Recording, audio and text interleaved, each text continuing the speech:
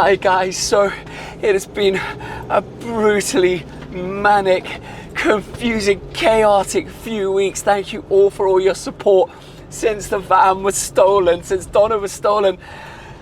As I last reported, she was last seen on my Apple tag in Poland, and then there was nothing. The police raided a cemetery, but they came across absolutely nothing. They got the Apple tag, they chucked it out the thieves, and hope was lost. Anyway, several days later, you might have seen my last video where I was a bit of a misery guts and I was writing this depressing but kind of defiant song. And then afterwards, you wouldn't believe it, but I got into bed very late one night after a job, and I got a ping.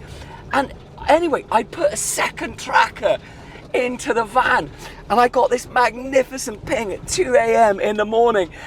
So anyway, I call up the police in Germany, and the German police call the Polish police, and then the Polish police, the SWAT team surround. Well, actually, no, let's back up a little bit, because the first thing I did is I put Google Maps onto terrain mode, where you can actually see the imagery of exactly the buildings and the terrain and everything that's surrounding. And I knew in my heart that this was exactly where the van was. There were warehouses, it was off-road.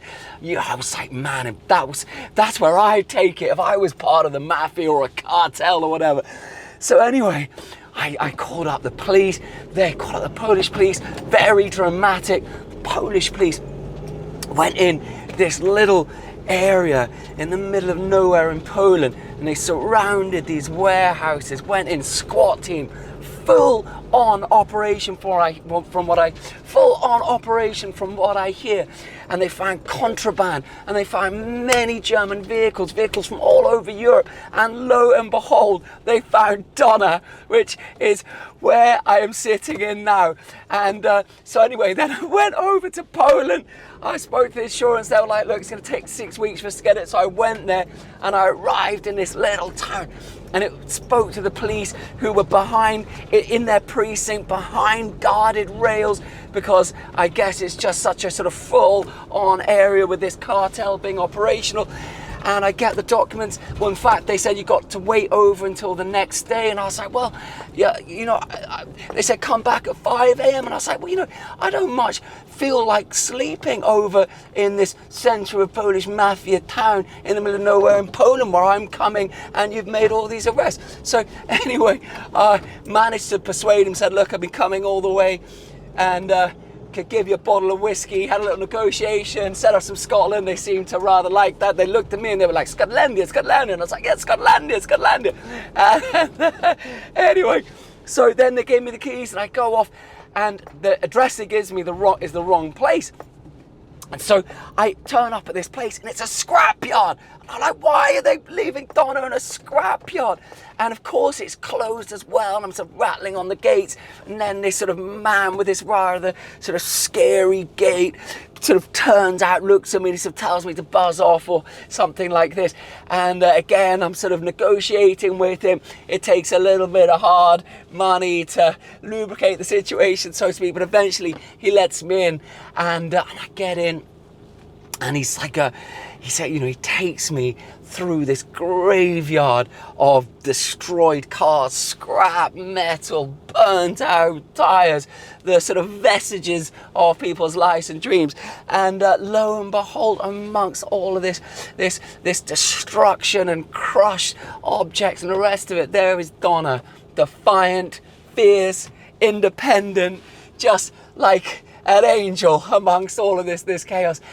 And number plates are gone, but I brought some new ones with me. The guy had actually turned into a really jolly fellow by this time, and he helped me put on the new number plates, and I drove her back to Germany. She's been stripped out of quite a few bits and bobs. I'm actually on the way now to the mechanic, and I'm hoping that I can get some of the mechanical failures sorted out, and then I'll get on to the business of some of the stuff that was stolen and thrown out. And I mean, all a headache, but what can I say, guys? We managed to get Donna back. the future opens up and I can get a fixed up, I need it for my work, get back to that. Also, I was dreaming of getting away at some point during the summer just to recharge.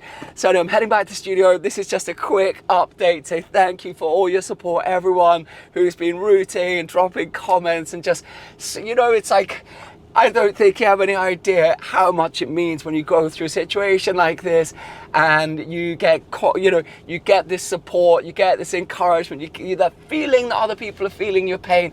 And for me, it's such a lesson that you take such solace from people's capacity to give empathy. And sometimes, you know, someone might have just said the smallest thing and taking it out of their day, and it just means so much to you when you're feeling low and going through a rough situation, having to deal with so much bureaucracy and kind of like losing so much time for your work and your dreams and your life, and you're just fighting against it. So you're all my heroes. I'm incredibly thankful, guys.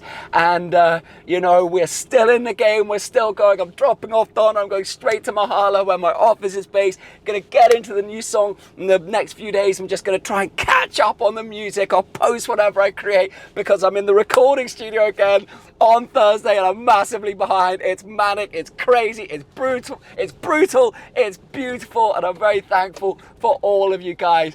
And I'll see you later in the week, and have a great day, everyone. Much love.